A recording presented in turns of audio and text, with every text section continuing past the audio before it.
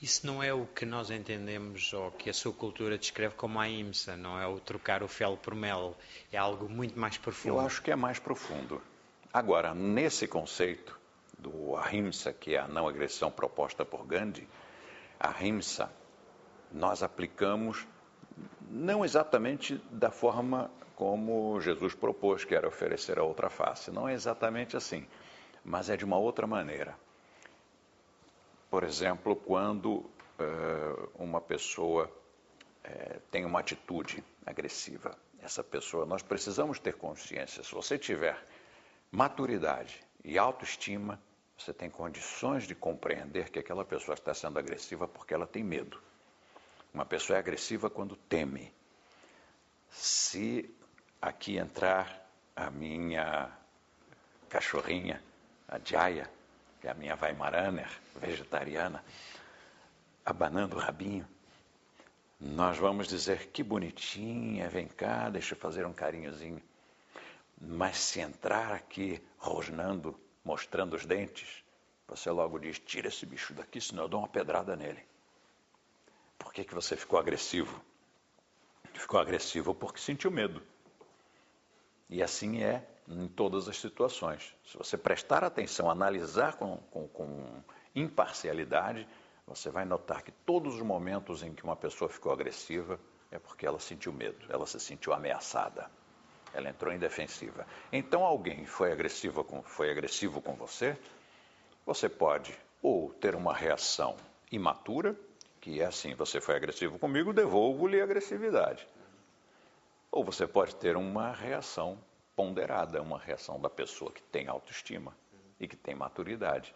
Você foi agressivo comigo, eu tenho que compreender que você se sentiu agredido por mim, mas eu não tive a intenção de agredi-lo. Você se sentiu ameaçado por mim, mas eu não tive a intenção de ameaçá-lo. Você talvez tenha tido um péssimo dia, você talvez tenha um péssimo casamento, não sei, talvez você tenha dificuldades, problemas na sua vida.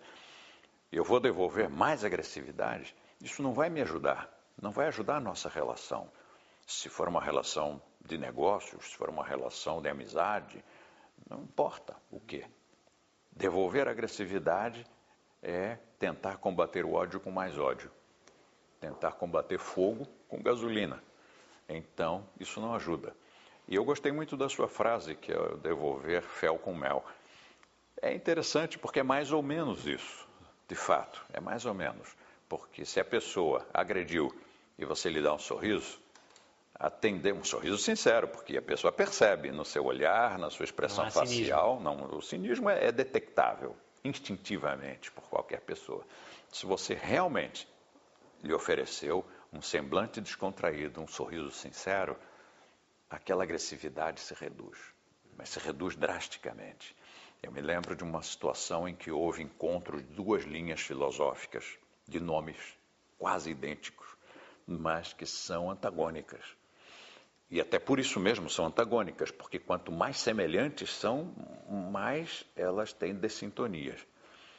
Então, nesse encontro entre as duas filosofias, uma senhora, professora da outra linha, veio caminhando na minha direção com o dedo em riste e disse, De Rose, você isto, você aquilo, começou a insultar em altos brados, que era com a intenção mesmo de que todos escutassem, e todos pararam no evento, no congresso, para ver qual seria a minha reação, afinal, será que tudo isso que ele diz, afinal, é mentira? Como será que ele vai reagir? Ele vai dizer umas boas a essa senhora? Vai gritar com ela? Talvez agredi-la? Vai virar-lhe as costas e sair andando como um mal educado? Ou vai ficar parado, ouvindo, deixando que ela agrida, fale, insulte, insulte, insulte? Qual será a reação?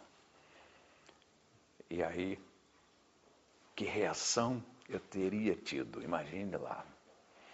Tempo para pensar. Pronto.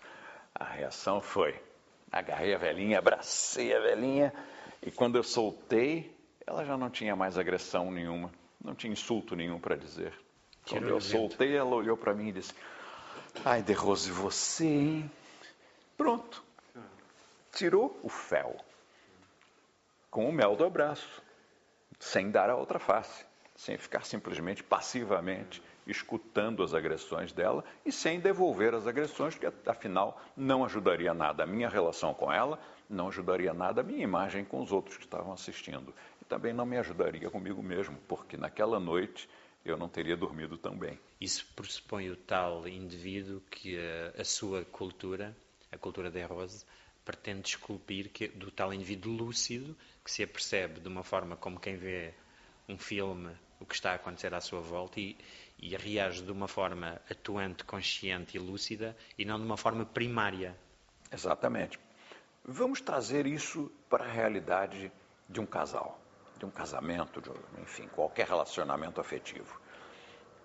Num casal, ambos sabem exatamente qual é a fisionomia, qual é o tom de voz e qual é a frase que irrita o outro.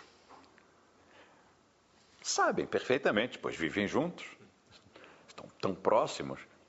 E num conflito de casal, se este disse aquela palavra, fez aquela cara, o outro sabe exatamente qual é a fisionomia, qual é o tom de voz e qual é a palavra que vai agradá-lo, que vai atenuar aquela situação.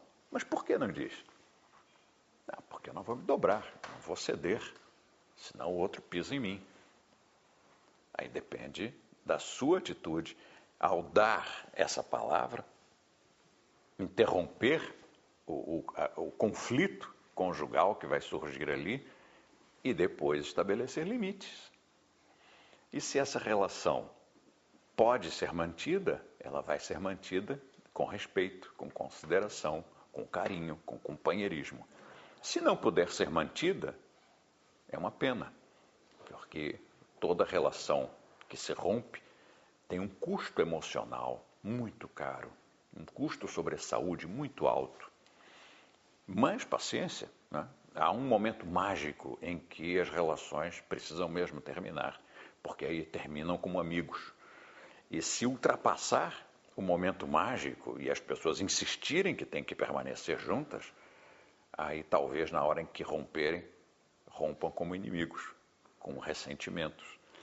Então, às vezes é apenas a questão de hoje eu cedo, amanhã essa outra pessoa vai ceder, porque há uma reciprocidade natural dos seres humanos. Quando você tem uma atitude cavalheiresca, uma atitude fidalga com relação a uma pessoa, mesmo que íntima, mesmo que seja um irmão, mesmo que seja um cônjuge, a tendência é que a outra pessoa reaja de uma forma semelhante numa circunstância imediata ou futura. Uma vez eu estava sendo conduzido num veículo, o meu amigo estava conduzindo e conduzia muito mal. E fez uma conversão péssima e o outro motorista quase bateu no carro dele, botou a cabeça para fora e já ia dizer uns impropérios. E esse meu amigo abriu um sorriso para ele, como quem diz, desculpe, eu errei, mas com um sorriso muito simpático. O outro motorista botou a cabeça para dentro e disse, vai meu filho, vá. E não deu briga. O que evitou a briga? Foi só um sorriso.